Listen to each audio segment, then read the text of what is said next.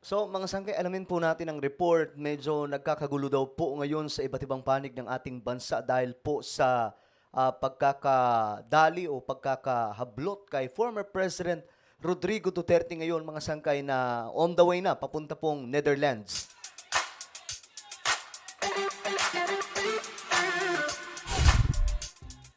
Yo, what's up guys? This is me, Sangkay Janjan. I'm back for another vlog today. So, pag-uusapan po natin, alamin po natin ang sitwasyon ngayon sa iba't ibang panig ng ating bansa. No? May tensyon na nagaganap. Actually, mga sangkay, kabila ang panig po ito. May mga anti-Duterte at mga pro-Duterte na nagkakaroon po ngayon ng mga kilos protesta. But anyway, before we start guys, paki-subscribe po muna yung ating YouTube channel. Ayan po, tayo ay 1.4 million, road to 2 million subscribers na po tayo. So kung gusto nyong mapabilang sa dumaraming mga solid sangkay, ang gawin nyo lamang po ay isubscribe nyo po yung ating YouTube channel. Makikita nyo po yung subscribe button sa baba ng video na to. I-click nyo lamang po yung subscribe, i-click ang bell, at i-click nyo po yung all. At sa mga nanonood naman po sa Facebook, syempre, i-follow nyo po yung ating Facebook page. Okay guys, shoutout nga pala sa lahat ng mga solid sangkay. Mag-comment po kayo sa ibaba ng hashtag solid sangkay kasama po ang inyong mga lugar. Okay, alamin po natin itong balita mga sangkay. Ayon po dito, PNP naka-heightened alert sa buong bansa dahil sa mga posibleng rally at iba pang mga aksyon or mass action kaugnay sa pagkaka-aresto nga po kay PRRD. Ngayon, ito mga sangkay, balita din po sa TV5, mga taga-suporta ni dating Pangulong Rodrigo Duterte patuloy ang pagdating sa Davao City. So alamin po natin ang balitang ito. Naka-heightened alert ang PNP sa buong bansa dahil sa mga posibleng rally at mass action kaugnay sa pagkakaaresto kay dating Pangulong Rodrigo Duterte. At hanggang sa mga oras na ito, nananatili sa Villamor Air Base ang eroplanong lulan ang dating Pangulo. Okay, ito yung time mga sangkay na kukunin pa lang si PRRD, no? Sa Villamor Air Base. Pero ito mga sangkay, ito na nga, ito daw po ang nangyayari ngayon doon sa Davao. Davao City, nagkakaroon na po ng kilos protesta. Actually, kahit po sa Metro Manila, mayroon din po mga sangkay. So ito po yung ating titingnan ngayon. But again, mga kababayan, please, kalma po ha. Kalma lamang po tayo sa mga nangyayari. Ito mga politiko, mga sangkay, magkakaaway ngayon, magkakakampi bukas. Ganyan po sila mga sangkay. So ngayon, alamin po natin ang report. Nagsama-sama mga taga-suporta ni dating Pangulong Duterte sa Davao City at iba pang probinsya. Hindi nila maitago ang pagkadismaya sa pagkakaresto sa dating Pangulo. At live mula sa Davao City, nasa frontline na balitang yan ng ating Mindanao correspondent si Bril Montalvo. Bril, nandiyan pa ba mga supporter ng dating Pangulo?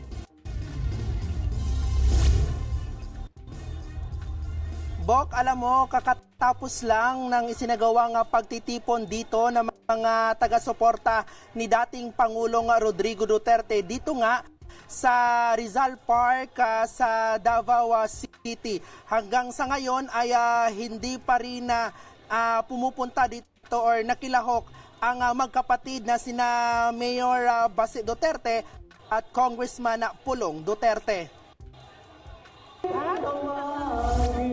Isa si Nanay Leticia sa mga Duterte supporter na nagtipon sa Rizal Park sa San Pedro Street, Davao City.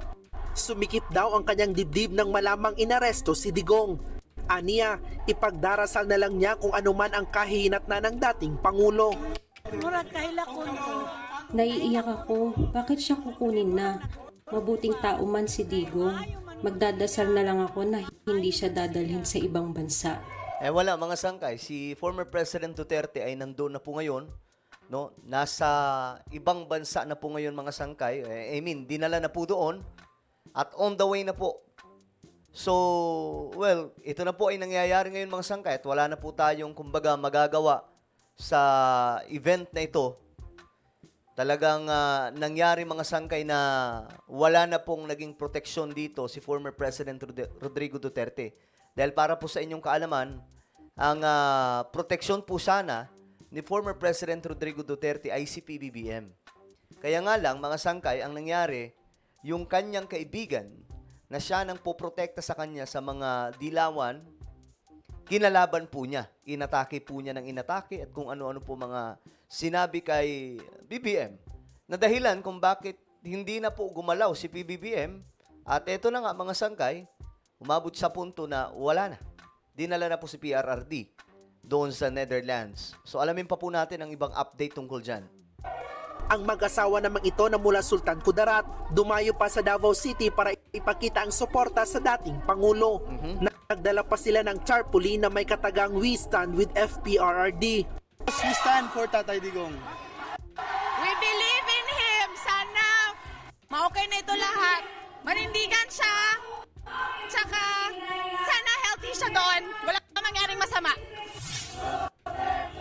Ito naman mga sangkay, sa isang video sa Davao City, ito naman sa Iligan, Lanao del Norte.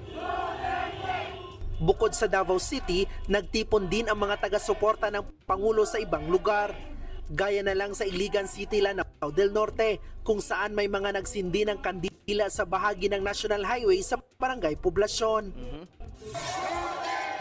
Ito naman mga sangkay doon po sa Agusan del Norte, sa Cabadbaran City.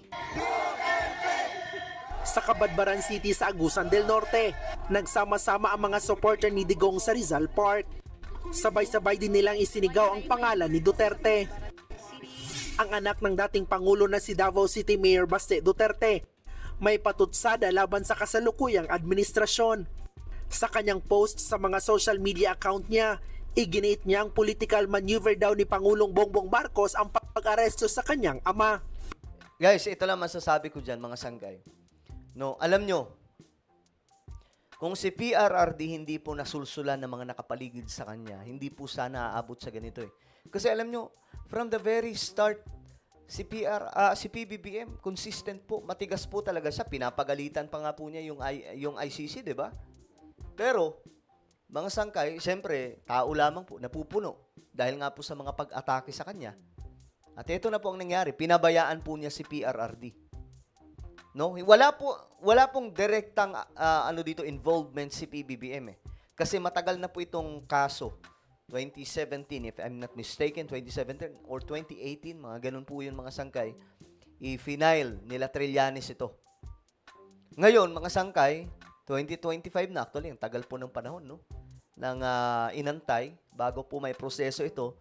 Pero hindi po sana mangyayari ito mga sangkay kung talagang tropa pa po sila ni PBBM kasi alam nyo po, si PBBM, napakabait po na presidente. Minsan nga nakakainis na kasi hindi po nagre-reply ng mga masasamang tinapay din. No? Pero, ayun na nga po, mga sangkay. Wala na po tayong magawa. Ito na yung nangyari. Pinapatay din daw ang kanyang ama dahil sa aniyang iligal na pag-aresto nito at pagtanggi sa atensyong medikal sa kanya. Okay, so ito po yung nagaganap ngayon mga sangkay sa iba't ibang panig ng ating bansa. May mga kilos protesta at we don't know guys how long, gaano katagal itong mga kilos protesta ng mga Duterte supporters, mga sangkay. Pero antabayanan po natin. Ano po ang inyong opinion sa ating napag-usapan ngayon? Just comment down below. Meron po tayong YouTube channel, Sangkay Revelation. I-subscribe nyo po ito ngayon din dahil magaganda po yung content natin dito regarding po sa mga nangyayari sa ating mundo related po sa Bible prophecy. Alright? So, again, ipag-pray po natin ang ating bansa, no? Ipag-pray po natin, ipagdasal natin ang ating minamahal na bayan. Ako na po ay magpapaalam, mag-iingat pong lahat. God bless everyone.